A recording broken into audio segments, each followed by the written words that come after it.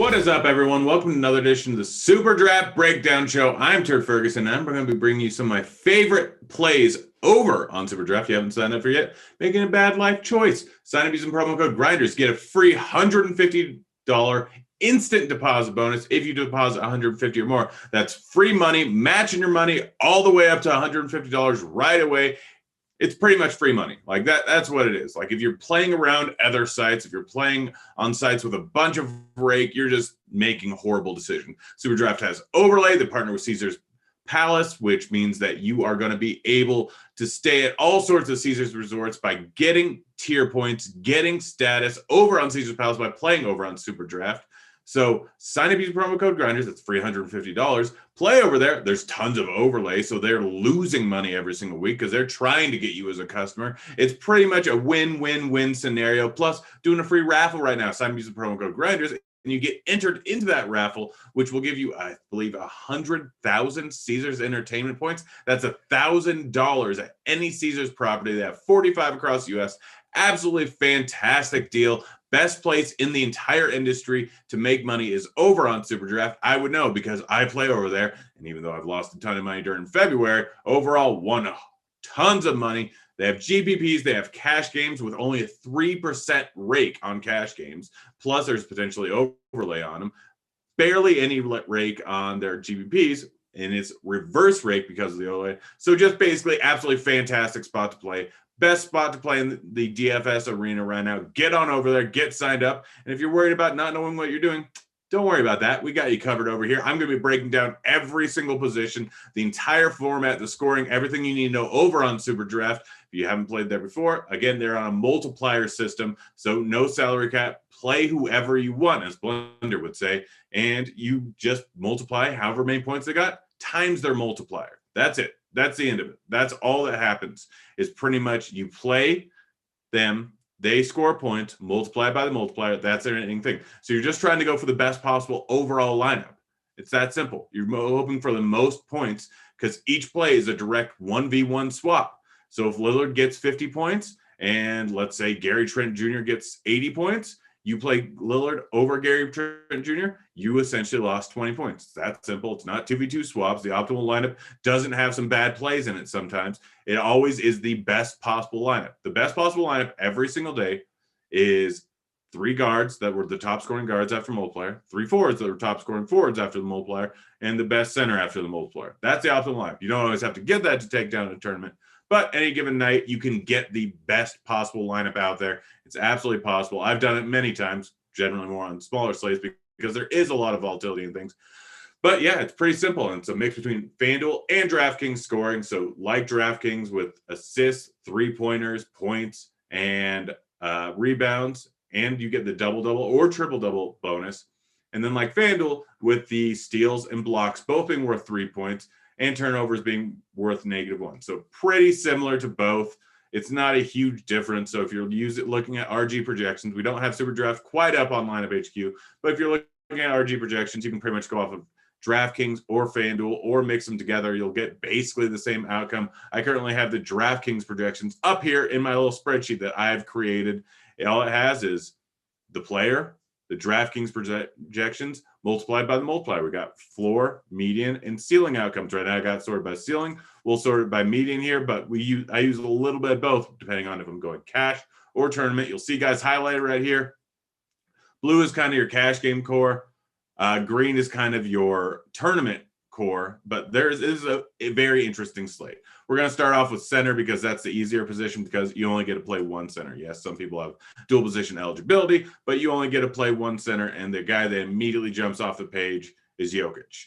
Jokic has a 1.1 multiplier. He may not be a lock and load for me if he was at a 1 multiplier, but 1.1, adding that extra 10% floor, ceiling, median rating, he grades out as a top guy by full 6 points. Like it's Joker going up against Chicago. Great matchup for him. He's been absolutely crushing. Ends up with 60 points almost every single night. Joker is an absolutely fantastic play on this slate. He's lock and load for me for cash. Tournaments, it gets a little bit interesting because Joker is probably going to come in 50 to 60% owned. So we look at his floor, ceiling, median combo. Like we look at the next 2 guys here, Cantor and Jared Allen. Jared Allen's going up against Houston. Houston has PJ Tucker playing the 5. Jared Allen is a great tournament play. He's going to come at drastically less ownership because he's still only at a 1.3x multiplier. You may notice on other industry or other sites where they're pricing him up, kind of the same thing on Superdraft. They're lowering his multiplier, same basic thing. But 1.3x multiplier still has a shot at 60. Like, he can absolutely crush in this matchup going against Houston. PJ Tucker, obviously a clear mismatch here. Mismatch for almost every center he goes up against. I know that he's a bruiser, but he's still very much a guy that is not great when he's matching up against Jared Allen. We look at Jared Allen's game log: 33 points, 61 points, 45 points, 56 points, 43 points, 39 points. That's before the multiplier. So he's ending up 60, 70 points in any given match period. And Joker going up against Chicago could end up being a blowout. This is the NBA. Any game can end up being a blowout. But Jared Allen's definitely giving you some potential upside at the center position and ability to put up 10, 15, 20 more points than Joker. If Joker's chalk, if Joker's 60, 70% owned, which we've seen on multiple slates, maybe not as likely on this one, but we've definitely seen on multiple slates. If he's 70% owned, Jared Allen outscores him by 15, you have a 15-point edge on 70% of the field. It's literally that simple because it's 1v1 swap. It's not about going like, all right, I didn't play the top price guy, so I could play a middle price guy, and now I have a different lineup build. No, you can have the exact same lineup build as 50 people who have Joker in their lineup, with the one difference being Jared Allen. And so you're 15 points ahead of them if Jared Allen goes 15 more points, which we look at his ceiling compared to Jokic's median. 20% of the time, Jared Allen's going to outscore Jokic's 50th percentile outcome. That's according to our projections. They've run the simulation. They've done everything. So Jared Allen's definitely in play for tournaments. Cantor, fantastic play in tournaments. Zeller might not be playing. Biombo is not a great matchup not a bad matchup for Cantor. He should crush here. Like 1.5x gives you a high median, high ceiling. Like, Cantor is one of my favorite plays in tournament. After that, it gets a little bit interesting. Like, Gobert, not great. Like, he's fine, 1.25x. He can absolutely end up with a decent game, but we see his ceiling, his 20th percentile outcome is pretty much the same as Joker's median outcome. So not really in play for tournaments. Wendell Carter Jr. has had some decent games. He's definitely in play for tournaments, but he's more in play over at the forward position for me, where you don't have a ton of great options. I don't really want to use a center spot on him, considering how bad forward is on a slate, which we'll get to. I think Podol makes an interesting option. I'm still waiting to see. LMA makes an interesting option, but again, would rather use them at the forward position.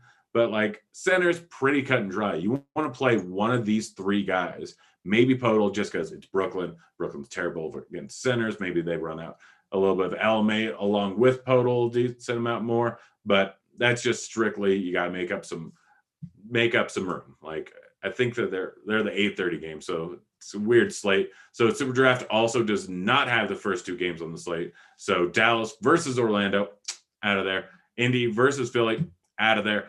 Their lock starts at 8 p.m. Eastern. So once you finish over on FanDuel, once you finish over on DraftKings, boom, you don't have anything to do for an hour, go make Superdraft lineups.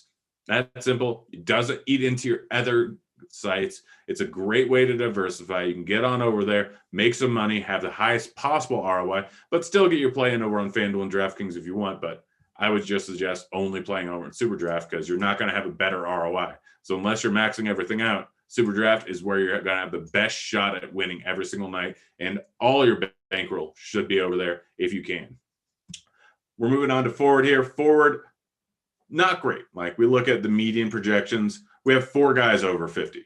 That's not a normal night. Like, that's not what we generally see. Levine, very clearly the top option by a huge margin over at the forward position. 1.3x multiplier, too high. Magic versus Denver isn't bad. 4-point spread or 5-point spread, I can't remember if it changed. But Levine is the clear guy that I am 100% locking into cash. Like, I want him in every single cash format, triple up, double up. He's just so far above everyone else.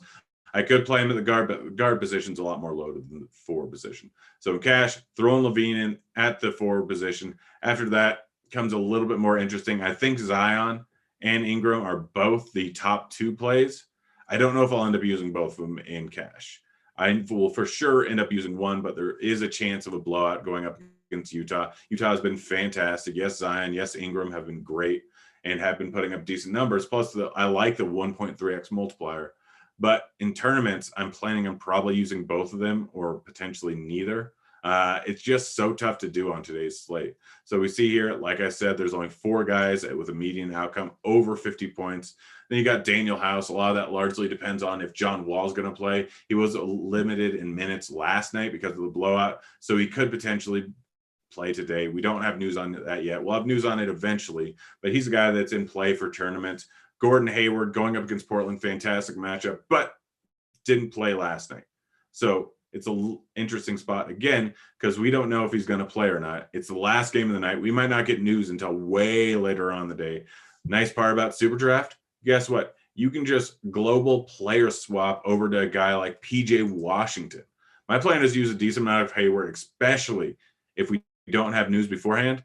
And if he gets ruled out 10 minutes, 20 minutes, a half hour, an hour before lock or before the game starts, way after lock, I'm just global player swapping over to PJ Washington. It's that simple. Maybe if it happens before the Houston game, I might get a little bit of exposure to a guy like Daniel House, to Sean Tate. There's multiple different things I can do. But if it happens after the 9 o'clock game with a standalone game at 10:30, just full-on player swap over to PJ Washington. It's that simple for me.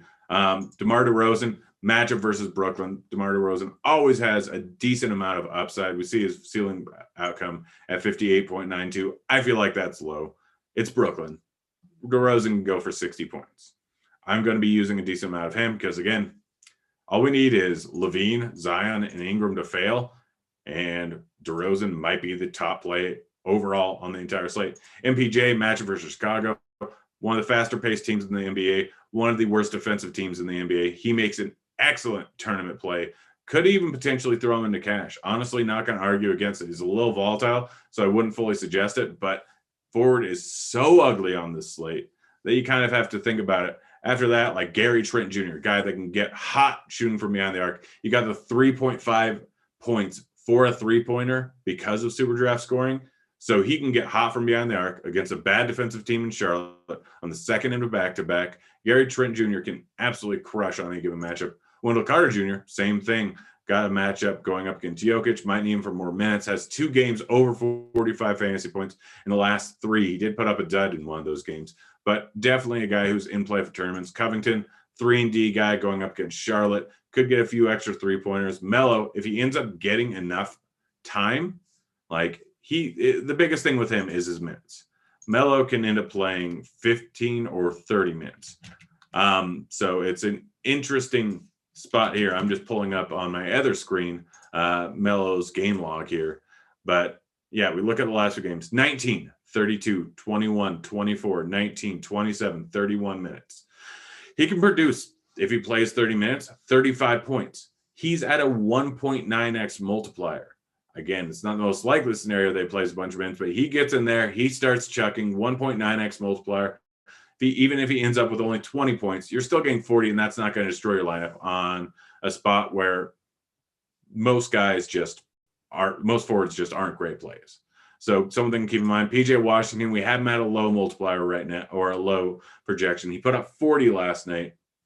So we know that he can do it again. 1.55x multiplier. Normal slate may not make my cut. Today's slate with bad forwards, absolutely in there. LMA, Keldon Johnson, both offer you a pretty decent ceiling. LMA, I know he's been limited around 23, 24, 25, 26 minutes. But Brooklyn has been horrible against fives, horrible against big guys, running at a massive pace, terrible defensively. LMA can end up with a 40-point, 50-point outing at a 1.65x multiplier. Same thing with Keldon Johnson, a guy that is very up and down if he ends up playing. If he doesn't end up playing, then obviously don't play him. But again, you can global player swap over to DeRozan. It's that simple. After that, not a ton of guys that really tickle my fancy. If Conley for some reason end up ruled out late, then you could always go with a guy like Ingles. But as of Bridges, potentially a guy that if Hayward is ruled out, guy like Zeller, bad defensive player, and Cantor on the opposing side could end up being a great play. But as of right now, based on the projections we currently have and the projected starting lineups, the projected players, not really much to go with down here. Not any guys that's going to win you a tournament. It's just the way the slate works out, where on any given night, Superdraft, you may only have a core of 20 guys, like in tournaments. That's the total amount you're playing outside of maybe game stacks, but that's just the way it goes. Let's move on over to guard here, where it's a little bit more stacked, definitely more options. So we got Dame going up against Charlotte. Charlotte, bad defensive team. Dame at a 1.1x multiplier. Lock him in for cash. Absolutely lock him in for cash. Doesn't matter. Same thing, James Harden going up against San Antonio. Even at a 1x multiplier, does not matter to me at all. Harden is a fantastic play for cash. I might fade him a little bit in tournaments because, as you can see, while we only had 4 guys over a 50 median projection for forward, for guard, it's entirely different. We have, 15 guys right here? Like, you can play a bunch of different guards. And yes, a lot of that depends on the availability of John Wall today. We don't know if he's going to end up playing, but Levine, already said, playing him at forward. Next guy I'm probably rolling with in cash is going to be LaMelo. Although if Wall's moved out, I could see Eric Gordon. I could see Oladipo, 1.4 and 1.6x multiplier going up against Cleveland. Not a great defensive team. Decent matchup overall. Like, both these guys could end up being a great play. Cleveland also has Garland and Sexton, decent multipliers. Both of them very much in play for tournaments, potentially in play for cash. Like, your third guard that you're using in cash could be any of these guys. All depends on the availability of Wall, but any of these guys could end up with a big night. Even a guy like DeJounte Murray, 1.35x multiplier, going up against Brooklyn, one of the best matchups on the board. Definitely a guy you could end up using. Jamal Murray been crushing recently, been on an absolute tear, looking like he looked like in the bubble. I'm using more for tournaments, but you could potentially pay him in cash. So you want to lock these 2 guys in for cash, and then any one of these guys, I'm not going to make an argument at all. Like, it's that simple. Any one of these guys can go off, can beat out the other guys. So cash, if you really want to, like, on other sites, you have to generally like tear apart your lineup. And so if you're doing a cash game build, if you change one player, that might require you to change 2 other players. That's why it's tough to figure out. On Superdraft, if you want to roll out 3, 4, 5 separate cash game lineups, they have $10 50-50s, they have $20 50-50s. You could potentially use 6 different guards for your third guard. So roll out 6 different lineups with 6 different, like, everything's the same. Like, you play Joker, you play those 3 forwards, you play Lillard, you play Harden, and then you play one of Gordon in a lineup, Oladipo in a lineup, Garland in a lineup, Sexton in a lineup, Ball in a lineup, Kyrie in a lineup, DeJounte Murray in a lineup. Like, you can roll out a whole lot of different cash game lineups, and that's just how it kind of goes. But I think the optimal, I don't know what it is yet. Like, as of right now, assuming Wall's out, it's either Gordon or Oladipo. But if Wall is playing, I think it's LaMelo. So I'm kind of assuming Wall is going to play on the second of a back-to-back because he had his minutes limited last night. That's kind of the report we've gotten. But again, pay attention to that. Watch out later on. See what you have to do. After that, we got guys like Donovan Mitchell, matchup versus New Orleans, but playing at a better pace. Still not great defensively. Donovan Mitchell has a huge ceiling any given night. We see he's got all these guys have ceilings over 70. Jamal Murray absolutely can go off for a huge game. I plan on having a lot of exposure to him in tournaments. Kobe White, he's going to be in some of my builds. It's going to be predominantly game stacks where I'm using Joker, where I'm using Levine, where I'm using Jamal Murray. Like, I'll full game stack it up. Hope the game stays close and potentially goes to overtime. Mike Conley, even though he's not getting a ton of minutes, he can go for 40 points, especially matchup versus New Orleans. 1.55x multiplier. Definitely makes an interesting play in tournaments. Daniel House, again, entirely dependent on if John Wall plays. If I'm using Daniel House, though, I'm using him at the forward position. That's why I don't have him highlighted here as a guard. Doesn't really make my builds as a guard because I'd rather put him in at a forward where one of these guys, like, the big thing is what you're sacrificing putting Daniel House in at guard is you're sacrificing one of these guys. Whereas at forward, you're sacrificing Ingram, Zion, Levine, and Michael Porter Jr., and then a whole bunch of trash. So playing Daniel House at the guard, not a great idea. At the forward, especially if Wall is out, can definitely end up getting you there. Lonzo Ball, I think you can play. Doesn't quite make my cut. Rozier been playing out of his mind recently outside of the last game. We look at his total shot count over the last, 6 games, and it's off the charts outside of the last 3 or 4. Like it's 9, 16 big game, 11, 11, 19, 29, 20, 17. So he's been really up and down. There's the potential that Gordon Hayward ends up sitting. And I know that even though last night he sat, Rozier did not have a good game, but he's definitely had some better games over the last 10 and put up 30, 40, 50 sometime. So you're getting a huge ceiling from him against a Portland team that's not good defensively. He could be chucking a lot more. It's a very volatile play, but in tournaments, sometimes you got to go with 1 or 2 of those, especially if you're stacking up the Charlotte game, because you got Lillard, you got Cantor, you got Rozier, you got Ball, you got potential of PJ Washington, Gordon Hayward. So there is a way that that game ends up blowing up, and you have enough high multipliers where you can use them. You don't want to generally stack up the games with low multipliers. Like you see Brooklyn versus Denver, like you're probably not playing Irving, Harden, Joker, and Murray in the same lineup. You're kind of limiting your ceiling because if they all get there, it has to be an out of this world scoring game. But even in a lower scoring game, Rozier and Ball can get there. And then on the other side, Lillard and Cantor, or Cantor can still probably get there, and Gary Trent Jr. can probably get there. So that's what you're kind of looking at. In the Houston game, it doesn't have to be that high scoring of a game for Gordon, Oladipo, Garland, Sexton, all to get there, because they're all between a 1.4 and a 1.65x multiplier.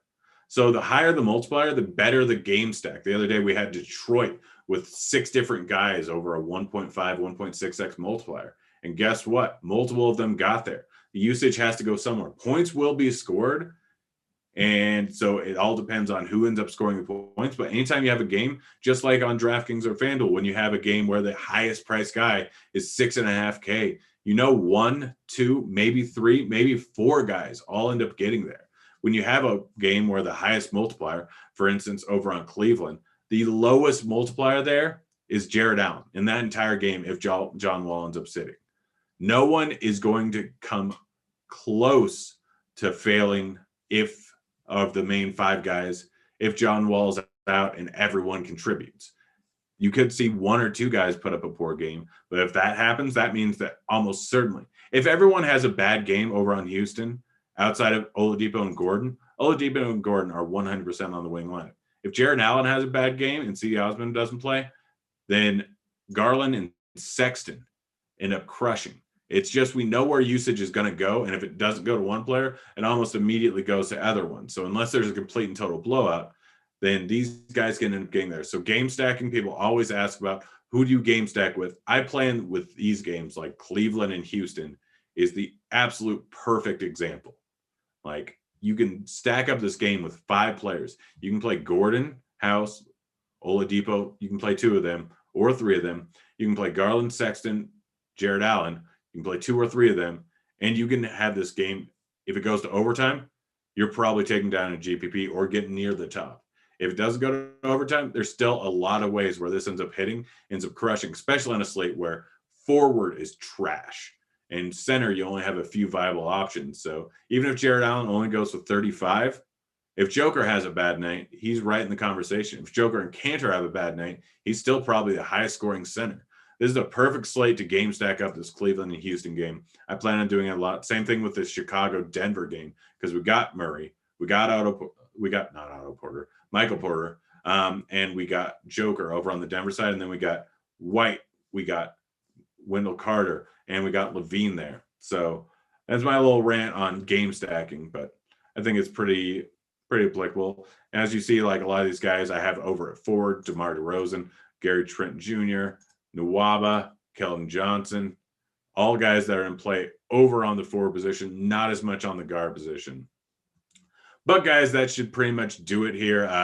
Try to get through everything I possibly could. Again, get signed up using promo code Grinders. Anything you want to see on this video in the future, go ahead, drop it in the comment section, get it out there, and I'll try and incorporate it in Like, I'm still figuring out what everyone wants to hear. FYI, congrats to Chris. He took down the Super Draft tournament last night. Good on you. $80 into 6.5K. So it's not like you can't win a bunch of money here. You throw one lineup into the $15, the $4, and the $1 tonight. It's the top lineup on the slate. Boom, you're 10 G's in. So it may not get you 100 grand, although they have had multiple 100 grand tournaments, but it will get you a big payday. And again, you're going to have less of that volatility, less of the constant just hemorrhaging out money. So get on signed up over on Superdraft. I'm out of here. See you, kids.